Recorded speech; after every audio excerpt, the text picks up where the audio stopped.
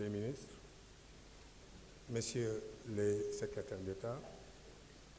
mesdames et messieurs les membres du patronat, mesdames et messieurs les représentants des centrales syndicales, mesdames et messieurs les membres de la société civile, chers invités, nous sommes effectivement réunis aujourd'hui pour discuter avec le patronat, le syndicat, pour voir dans le contexte actuel qu'est-ce qu'il faudra faire pour aboutir à un dialogue constructif, permanent, qui puisse nous aider à aller vers un nouveau pacte de stabilité sociale. Sur la base des directives du président de la République, le Premier ministre Ousmane Sonko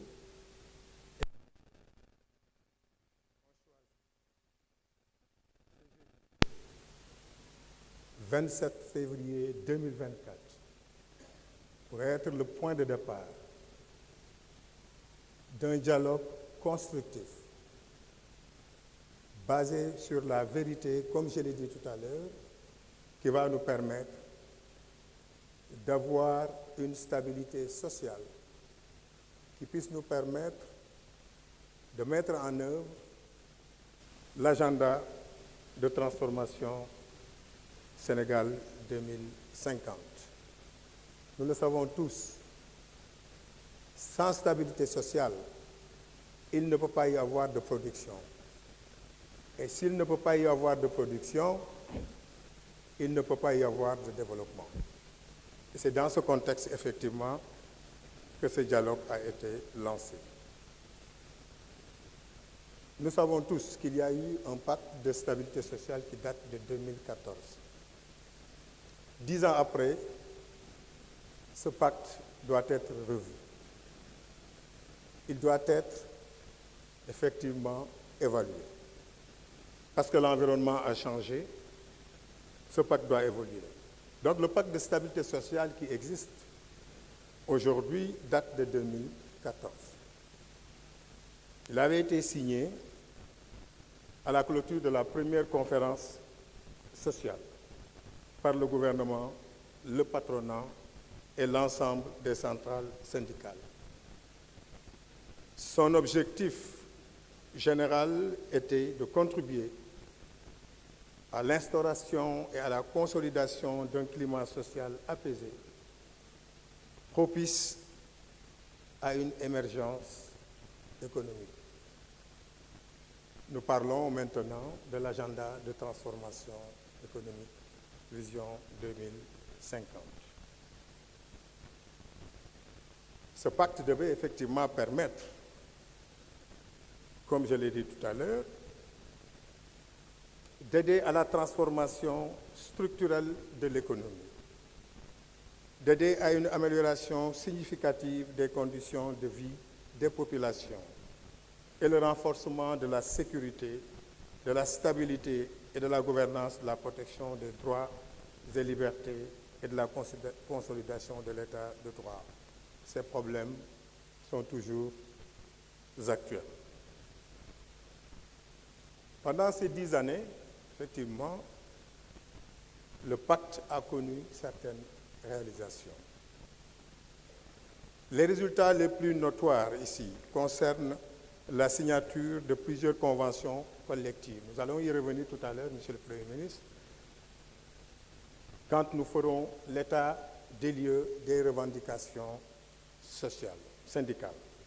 Donc il y a eu effectivement la signature de plusieurs conventions collectives, 9, je crois bien, nous allons y revenir. Il y a eu aussi la mesure de la représentativité syndicale, avec les élections de représentativité. Une subvention annuelle de 300 millions répartie aux centrales syndicales les plus représentatives. Il y a eu aussi, comme réalisation de ce pacte, le renforcement des moyens d'intervention de l'administration du travail et l'institution du Haut Conseil du dialogue social. À ces importantes réalisations s'ajoute la mise en œuvre de mesures à fort impact social et économique,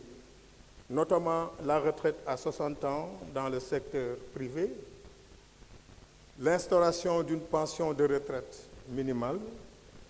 l'adoption d'une nouvelle réglementation relative au stage et à l'apprentissage, l'adoption de la politique nationale de sécurité et santé au travail, la ratification de la Convention numéro 183 sur la protection de la maternité et la revalorisation du SMIC et du SMAC. Une fois que nous avons parlé de ces réalisations, nous avons noté malheureusement qu'il y a des insuffisances. Donc, les insuffisances relevées malgré tous ces progrès sont autant pour nous aussi des défis qu'il faudra relever. Il s'agit en particulier du défaut de vulgarisation et d'appropriation de ce pacte de stabilité sociale, un faible financement et un niveau très faible de fonctionnement des organes du pacte, que sont le Conseil d'orientation stratégique, qui ne fonctionne presque pas, le comité technique et le secrétariat exécutif. Il convient donc, Monsieur le Premier ministre, Mesdames et Messieurs, sur la base de ces constatations, et comme je l'ai dit tout à l'heure, compte tenu du contexte actuel, il convient d'entamer des discussions pour aboutir à un nouveau pacte de dialogue social, ce qui est l'objet de cette rencontre d'aujourd'hui. Monsieur le Premier ministre, Mesdames et Messieurs, nous allons vous demander à nous tous et demander aux syndicalistes, au patronat, à nous tous, je dirais, en commençant par le gouvernement, de faire preuve de responsabilité, de patriotisme, pour enfin travailler ensemble vers une seule direction, qui est celle de développer le Sénégal pour les générations à venir. Je vous remercie.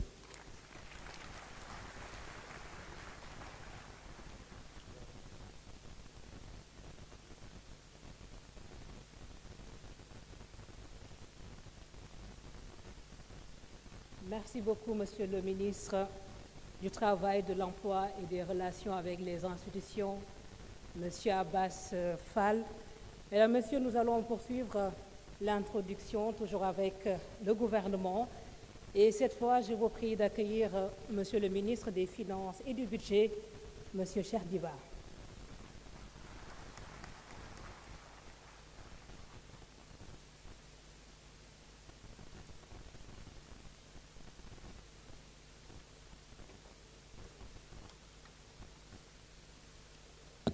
Merci beaucoup, Madame la modératrice.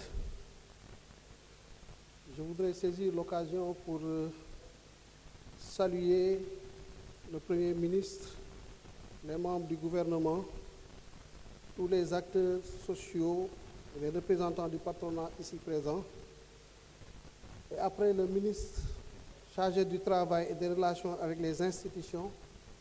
qui nous a dressé le contexte dans lequel se tient véritablement ces rencontres, je m'en vais vous parler dans le sens de répondre à une question importante qui est dans quel contexte financier, budgétaire et économique débutent ces concertations. C'est en quelque sorte vous faire la situation de référence, le point de départ, la fondation sur laquelle va reposer tout ce que nous allons construire à partir de ce moment, avec tous les acteurs qui sont aussi concernés. Le contexte, il est, je pense, très bien connu, parce que depuis un certain temps, nous en parlons. Déjà le 26 septembre 2024, le Premier ministre, avec quelques membres de son gouvernement, nous entretenez de la situation financière et budgétaire du Sénégal, émanant de l'audit de la gestion des finances publiques. Cet audit-là, nous l'avons répété, c'est un exercice légal qui a pour fondement le code de transparence dans la gestion des finances publiques des États de l'UEMOA, donc qui tire sa source d'une directive de l'UEMOA, internalisée dans le droit positif interne par une loi de 2012 qui enjoint tout gouvernement, toute nouvelle mandature de faire le point sur la situation de la gestion des finances publiques. Cet audit, à l'époque, avait déjà révélé ce qu'aujourd'hui tous les Sénégalais savent, un certain nombre de manquements dans le pilotage de notre budget, dans l'exécution de notre budget, avec donc des implications au plan budgétaire, au plan de la trésorerie, au plan du financement de l'État, par rapport un peu à ses besoins de financement. La Cour des comptes,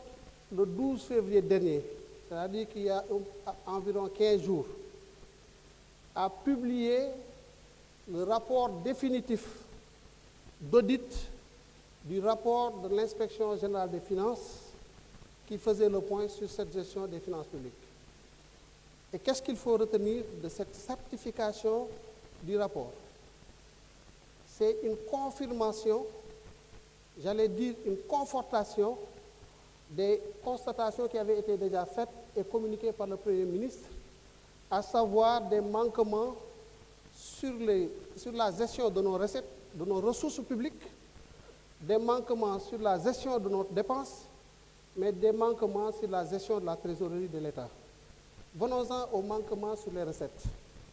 Les manquements sur les recettes ont été situés par la Cour des comptes à 3 niveaux.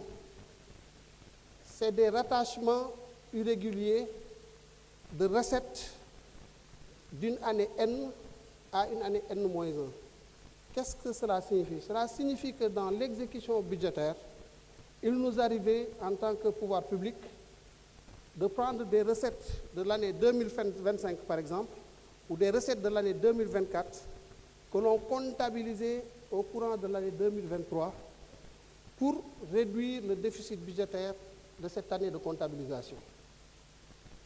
C'est un manquement au décret numéro 2020-978 portant règlement général sur la comptabilité publique. Cette constatation ayant été faite, le ministère des Finances s'est engagé à prendre toutes les mesures de correction nécessaires pour que de pareilles choses ne puissent se reproduire. Deuxième point de constatation sur les recettes, c'est une situation non exhaustive des restes à recouvrer. Les restes à recouvrer, c'est que nos administrations fiscales et douanières détiennent des créances sur les acteurs économiques au cours de l'exercice de leurs fonctions ou au cours de l'exercice de leurs attributions de contrôle. Aujourd'hui,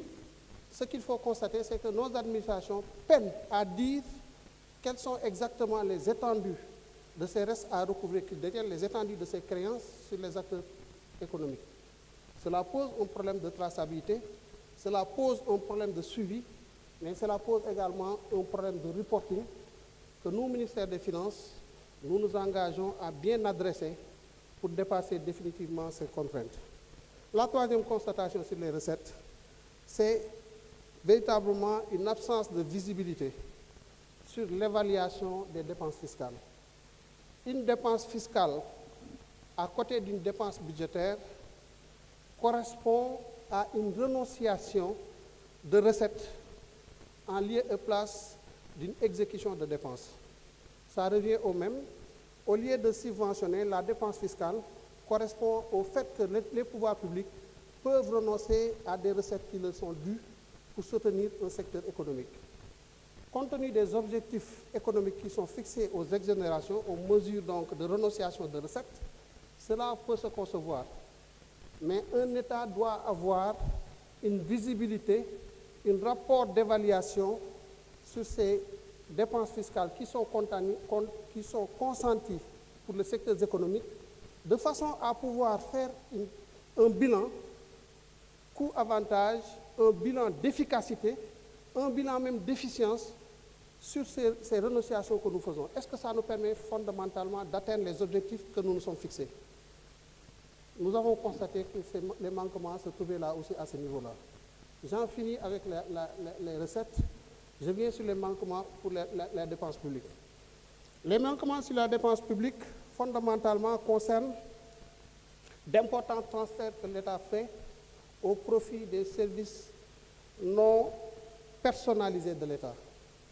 C'est-à-dire qu'un service de l'État qui devait bénéficier de crédits de fonctionnement, de crédits d'investissement, qui se retrouve avec des transferts. Les transferts sont un mécanisme assez particulier, véritablement, d'exécution de la dépense. Et à ce niveau-là, ces manquements ne devaient pas s'opérer et nous nous engageons au niveau du ministère des Finances à apporter toutes les réponses pour que de pareilles pratiques ne puissent se reproduire. Il y a eu aussi des manquements sur la comptabilisation des ressources sur ressources externes. Les ressources externes, ce sont véritablement des financements que nous contractons auprès de certains bailleurs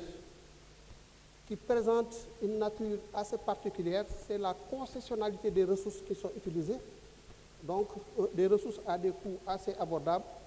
mais sur une maturité aussi assez longue. Maintenant, ce qui se faisait, c'est que ces ressources-là n'étaient pas comptabilisées intégralement dans nos déficits budgétaires. L'autre manquement, et qu'on peut rattacher effectivement même à la gestion de la trésorerie de l'État,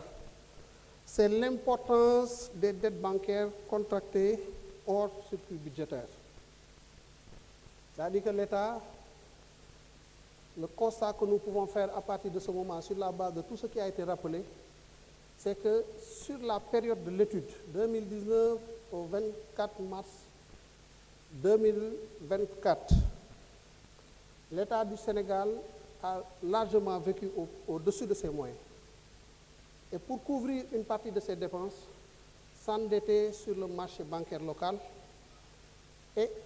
ces endettements-là, ce financement se faisait hors budget, ce qui a à un moment renchéri deux statistiques fondamentalement des finances publiques que nous utilisons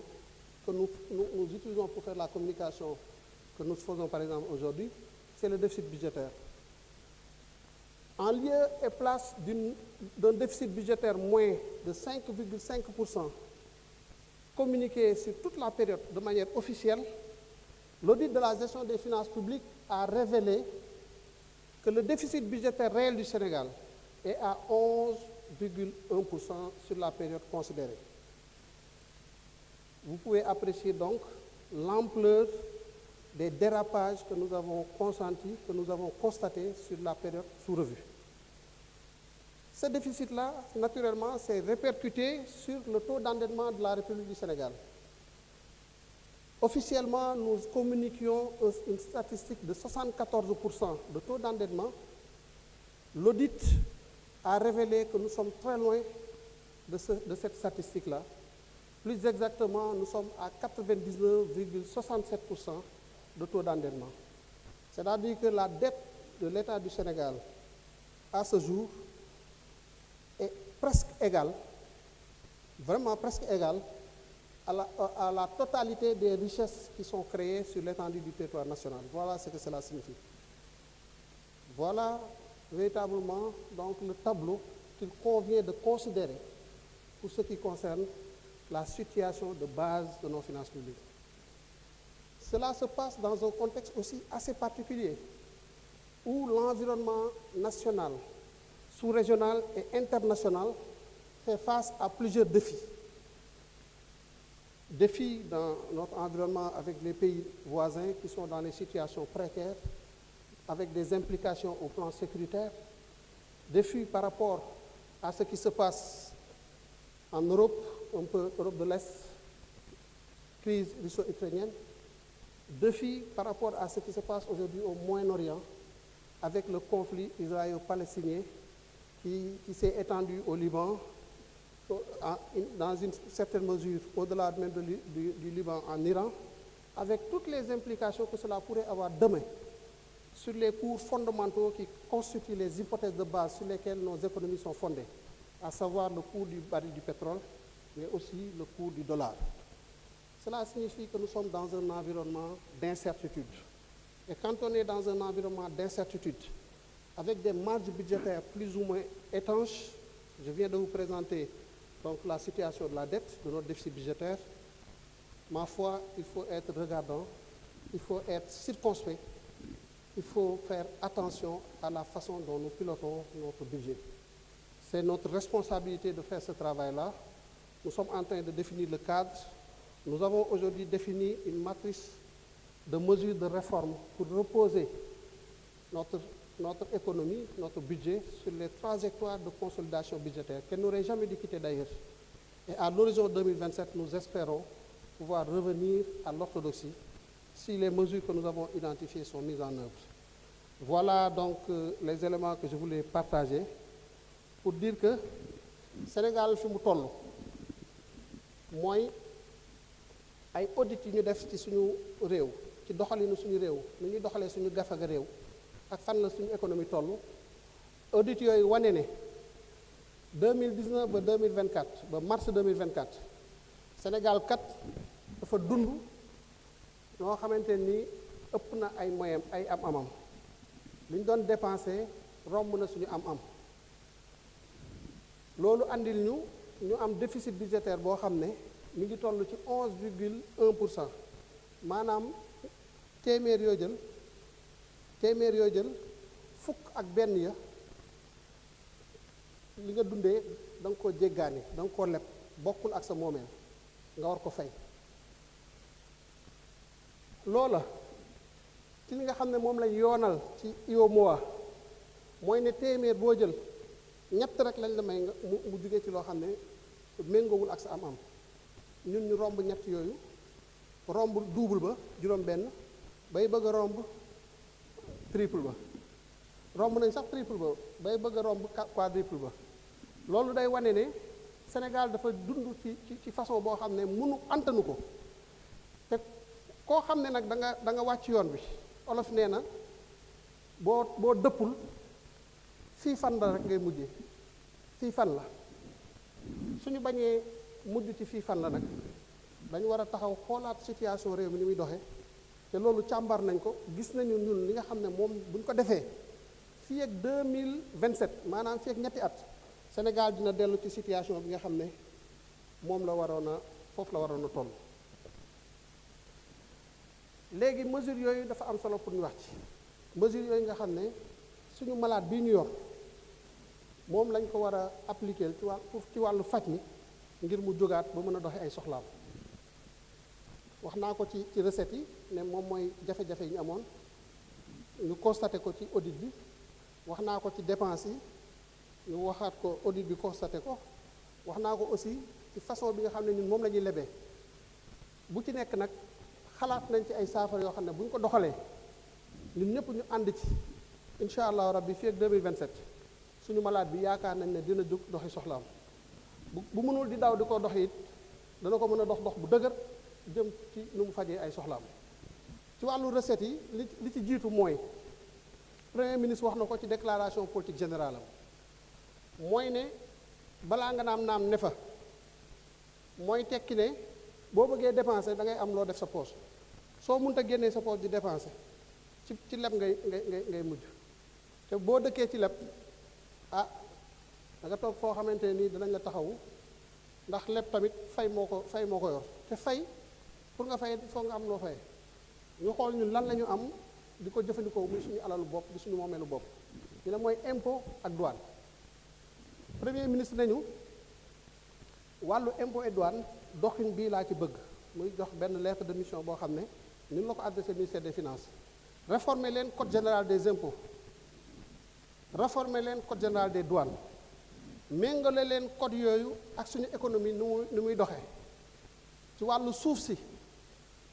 yaakaaruma ne ñi fi am terrain yépp tey li ñu war lool ak direction des domaines def nañ ko ci wàllu fay seen redevance ñu gis ne loolu war nañ ci dox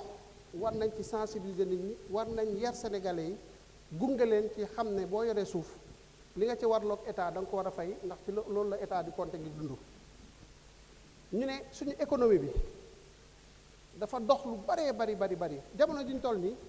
dafa am ay xeetu xarala yoo xamante ni ñoo yor économie lu demee ni ci économie numérique lu demee ni ci yenn secteur yu particulier secteur minier le secteur pétrolier gazier ainsi de suite te nag suñu code général des impôts méngoowul woon ak secteur économique yooyu ni ñu doon doxee mun nañu càmbar leen ko ngeen waxtaan ak ñi nekk ci secteur yooyu ba fexe ba xool naka la ñuy méngalee suñu doxin ak réalité économique yooyu. Troisième chose mu nañu wàllu xarala yu bees yi mooy digitalisation impôt dafa am instrument bu muy utiliser douane am instrument bu muy utiliser trésor am instrument bu muy utiliser budget am instrument bu muy utiliser fayin ci jamono dox nag ba tey ñu bari bu ñuy jëfandikoo seen porte-monnaie Orange Money la ñuy fayee seen i soxla Wave wala xeetu doxalin yooyu nga xam ne moom moo méngoog jamono tey mën nañu fexe leen ba seen administration yi ñu topp doxalin boobu ñu accélérer seen doxin ba mën a méngoog fi jamono toll mu ne ñu façon boobu ngeen di liggéeyee ci wàllu kii am outil bii kii am outil bii kii am outil bële fexe leen ba ngeen am ay benn outil boo xam ne day dialoguer ak ñooñu ñëpp ba mën a fexe ba tey ku jox impôt dem douane ñu mën a xam ba xam moom am na marché bu nekk au niveau de la direction générale du budget ñu xam ba xam contribuable boobu am na bor impôt wala trésor am na paiement bu ñu ko mën a jox loolu lépp nag boo ko gisee li muy andi mooy saa su ne rek da ngay xam acteurs yi fan la ñu toll kan moo amal kan ak nag lañ leen di accompagner ba état bi la mu warloo ku nekk ak kenn ku nekk la nga warloo état bi nga mën koo dox ci anam yi mu gën a matale loolu mooy programme yi nga xam ne ci wàllu ressource moom la ñu war a dérouler am na nag yeneen yu ci rax daanaka xëy na lépp duñ ko mën a leeral waaye incha allahu rabbi fan yi ñu jëm suñu liggéey ci wàllu naka la ñu gën a fexee ba sénégalais yi xam fan la ñu jëm ak naka lañ fa bëgg a jëmee loolu mooy nekk suñu liggéey ci wàllu dépense yi nag mu nañu ni ngeen di lebe na ngeen ko xool parce que fay bor dafa am doole ci wàllu budget priorité bi jiitu mooy fay bor priorité bi ci topp mooy fay salaire priorité yi ci topp mooy xool ci dépense yi bu ñu dajalee ñëpp ñu xool bu ci nekk ban moo ci gën a am caractère bu urgent boo nekkee ci contexte bu mel noonu nag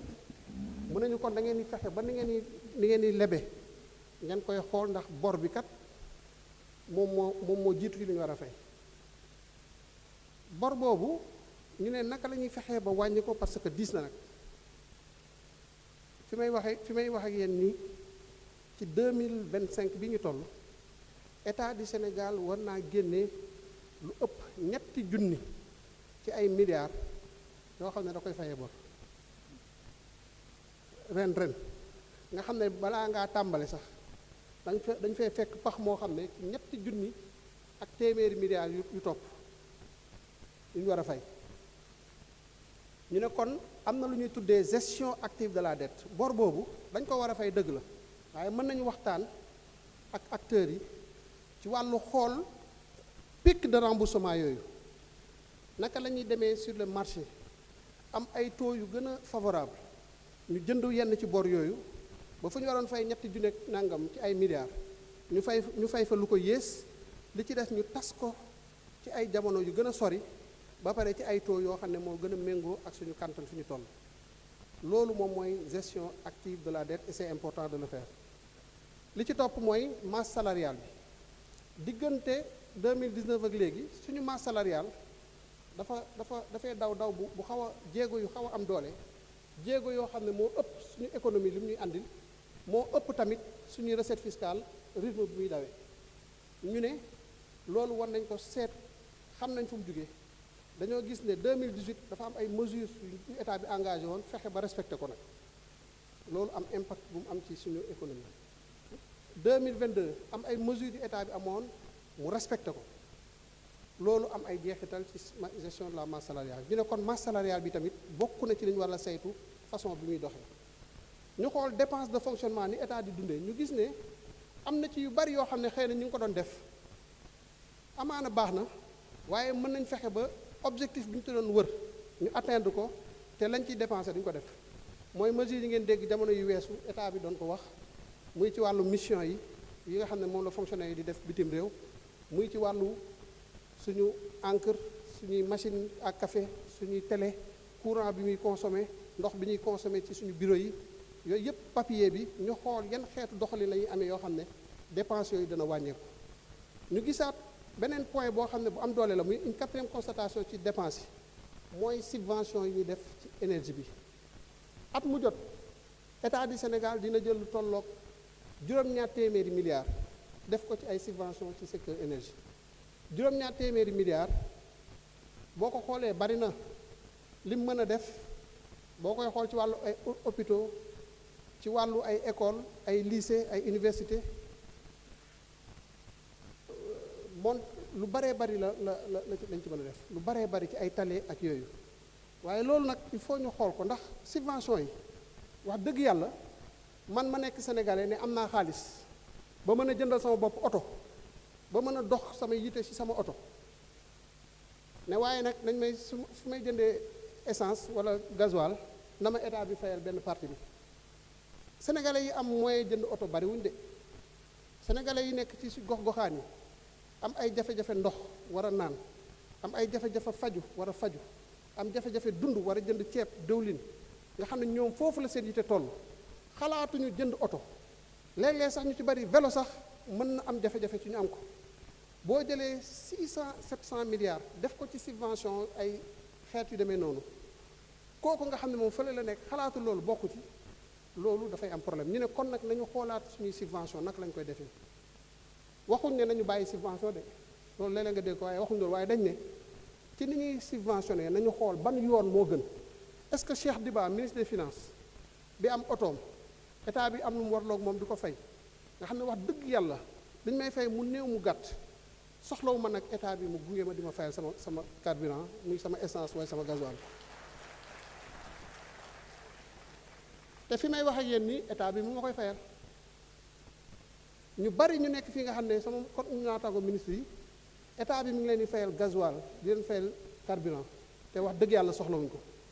ñu ne nag xaalis boobu nga xam ne ci man la jëm si ak ci ñu mel ni man naka la ñuy fexee ba capter ko ba xool nag beneen façon bu ñu ko fexee mu dem ci ñi nga xam ne ñoo ko soxla moo xam premier ministre démb conseil des ministres instruction boobu la ñu jox man ak ministre de l'énergie Birame Souleye Diop nañu fexe leen ba fii balaa avril di jeex ngeen tegal ma ci table bi benn stratégie boo xam ne ndimbal loolu danañ fexe ba mu àgg fi mu war a dem mu bàyyi fi nag Birame Souleye bàyyi fi Mabouba Diagne bàyyi fi Cheikh Diba ndax ñun wax dëgg yàlla xëy na taxul mu demee noonu lool waaye nag soxlawuñu subvention boobu loolu mooy li nga xamante ne nii moom la ñu xalaat ci wàllu boobu mu bari yeneen nag yoo xam ne dinañ ci ñëw investissement bi nga xam ne état mi ngi koy def kilifa yi nañu investissement yi dangeen koy saytu yépp bu ci nekk ngeen teg ko ñu xool li nga xam ne mooy jëmale réew mi kanam ndax def projet boo xam ne pour fay ay salaire kese la wax dëgg yàlla méngoowul ak li nga xam ne mu économiquement moom la ñuy wax investissement projet boo xam ne pour fay salaire kese la jëmmalul dara taxawalul dara réew mu ci sax da ngay dund ci lu ëpp say moyens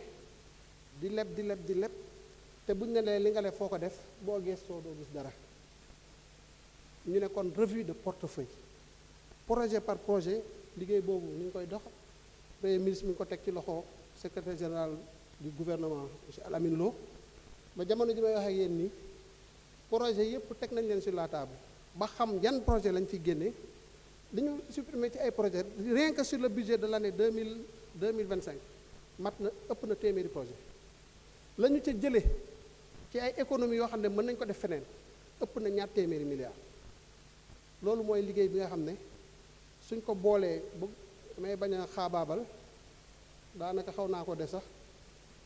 waaye dafa amoon solo ñu def le point ba ñu xam ne fii lañu toll lii mooy effort yi nga xam ne réew mi war na koo def maa ngi leen di giiñal ne bu ñu ko deful bu ñu taxawul xool fan la yoon bi nekk ñu jël ko xam ne ñun dañoo wàcc yoon bi bu yàgg nag ci fii fan la ñuy mujje alhamdulilah nag ba ñu teelee yeewu yaakaar naa am na ku doon sant fan yi patriote yépp yi taxee woon taxawaay bi nga xam ne gis nañ ne fi ñu jëm àggale wuñ fa ñu jëm ñu daal di taxaw nag daal di nañu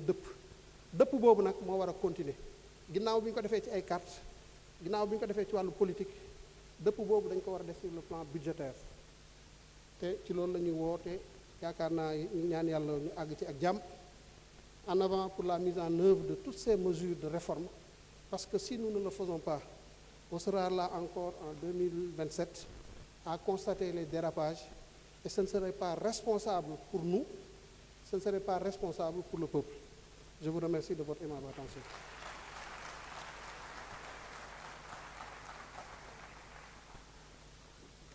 Merci beaucoup, Monsieur le ministre Cheikh Diba.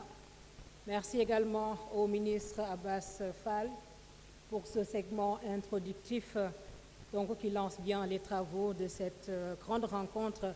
tripartite entre le gouvernement, les organisations syndicales et les employeurs. kon mbokk yi balaa ñooy sori ma leen di nuyuwaat bu baax di leen sant di wax rek ne ñu ngi ci ndaje mu yaatu mi nga xam ne gouvernement bi moo ko woote di ci ànd nag ak ñi nga xam ne ñoom ñooy syndicat yi waaye ñi nga xam ne ñoom ñooy njaatige yi ñuy signaler la présence des honorables députés ñu ngi leen di nuyu bu baax a baax l'administration publique les associations les amicales yéen ñëpp ñu ngi leen di nuyu di néew nag ci deuxième